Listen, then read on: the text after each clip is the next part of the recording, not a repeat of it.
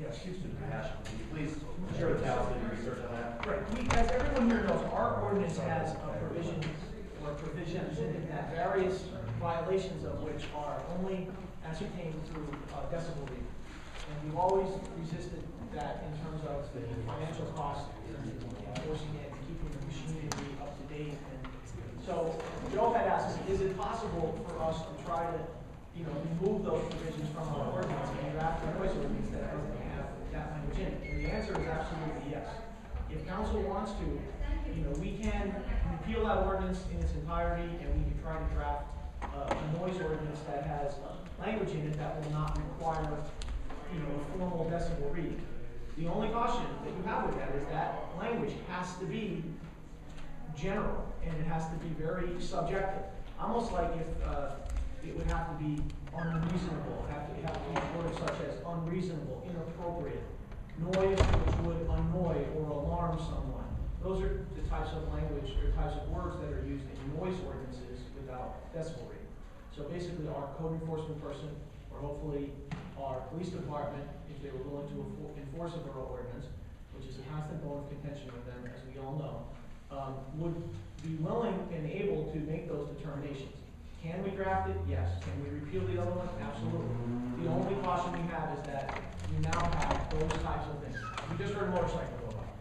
Was that unreasonable? Was it, inappropriate? Did it annoy, alarm, harass?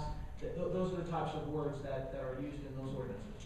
So that may be something that you wish to talk about at the work session, or we can talk about it further now, candidly. And if you want me to try to do something to repeal the one and insert it with another, we certainly can.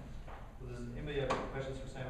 How do you enforce that? It's very difficult, David. And then the person who testifies, the issuing person, who's maybe our zoning or code enforcement person, they have to testify as to what they heard and how it was, maybe perhaps how far they were. They can hear a sound in point A, and then they can go out later and measure it and go to the magistrate and say, hey, judge, I was so many feet away. It was this time of day. It becomes very subjective. There's no doubt about it. We try to be as objective as possible and take away all that in terms of times and decibels and things like that. Exactly. But it becomes difficult financially to enforce as well for the borough. So if we want to go the other way, we certainly can, and we can, try to accomplish that. And it gives them some abilities to go out and try and alleviate those concerns of residents. I would suggest that we discuss this again, also for the work session. If anybody has questions now for legal opinion, please do so. Yeah, but if not, they can maybe funnel some stuff through you, Sure. and then get it to me, and I could Absolutely. try to respond through through an email.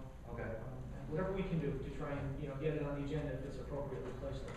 Okay. Any questions for Sam this time? If not, we'll discuss the work session and we'll go from there. Okay. At this time, we're going to go to an executive session to discuss litigation and the personnel matters. I'll ask the audience to leave the room. I also, for the record, I need to discuss a labor relations issue, contract. Okay. Okay? Just so everybody. So I'll ask the audience to leave this time, please.